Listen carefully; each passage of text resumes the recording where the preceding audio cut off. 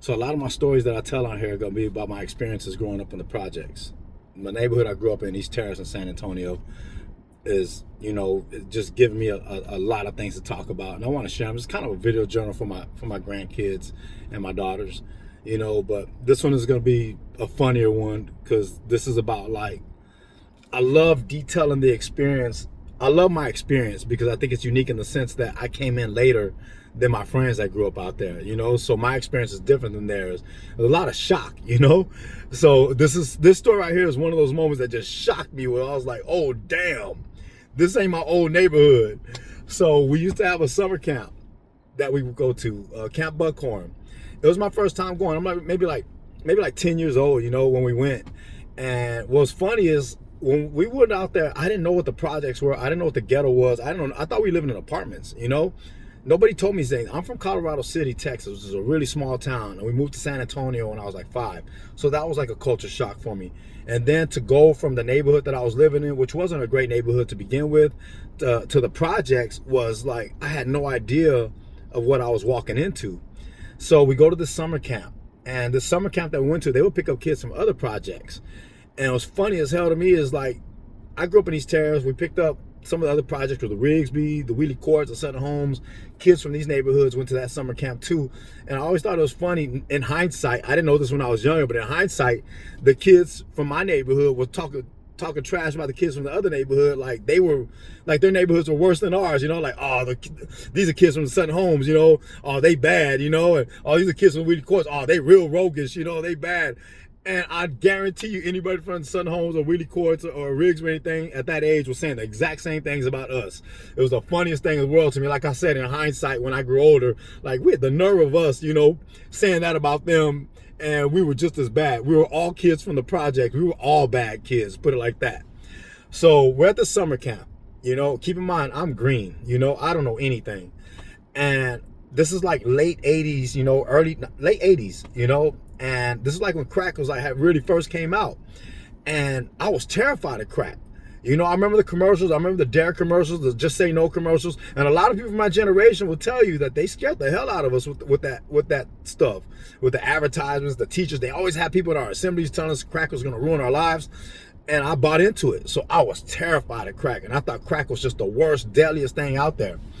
And I remember, so you gotta remember the neighborhood I grew up in was predominantly black, and so that was mostly the kids that went to this camp, and there was some Mexican kids as well, and there was even some white kids, but the white kids weren't from like our neighborhoods, they were actually there for camp. And so I remember we had a camp counselor named Chris, and older, hip, kind of surfer white dude, and he was telling us the story about like how he got strung out on crack. And keep in mind, he's a counselor, so I already see him as an authority figure. Like, this is somebody I need to listen to and respect. And so he's telling us the story about crack and how he was on crack and he got off of it, and God healed his life and everything. And I was moved, I was like, wow. Like, remember, I just said earlier in the video, I was terrified of it. So to hear, this is the first time I've ever heard anybody like conquering it, getting over it, his addiction and everything. And I'm just like moved, as moved as a 10-year-old could be, like, wow, this is my hero, he beat crack and he lived to tell about it. And now he's working at a summer camp helping kids. This guy should be applauded, but dudes from my neighborhood did feel the same way. So it was an older dude from my neighborhood, and I let him know I was making this video. Omar, we call him Face, that's the OG, and Omar, even when we were younger, Omar was just like older than us, even though he wasn't that much older. I thought Omar was like 5 years older than me. I think Omar was like maybe like a year or two older than me, but he always carried himself like he was like 45, even when we were little. And so when they had this, like later on after the assembly, we're in the cabins. I don't want to lie, so I don't know what the conversation was, but I know Omar was upset at somebody, and I was kind of ear hustling, I couldn't hear everything that was going on. All I remember hearing was somebody say, "Who?" And Omar said, "Chris with his crackhead ass." And man, so everything I just told you that just built up, like all this pedestal, I put Chris up and everything, Omar just tore that one statement.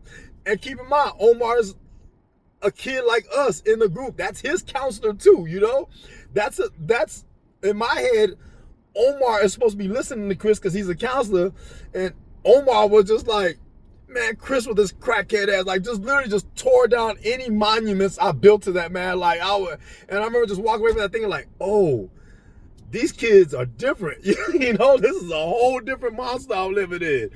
And that's just that's like an introduction to some of these other stories. A lot of this story has a lot of groundwork in it, but if you understand this story, you understand a lot of my perspective and a lot of the stories I'll tell in this, because I was the newer kid out there. You know, like I said, I got out there when I was like 10. All my friends have been growing up out there since they were babies, you know? And so I wanted to share that with y'all. That's when I realized, like, oh, this ain't my old neighborhood. The projects are different. You know, these kids are different. And I just wanted to share that with y'all. Once again, you know, hit the like, hit the subscribe. I really appreciate y'all listening to these stories. I hope y'all are entertained by them. If not, I'll do better. But y'all have a good day. Thanks.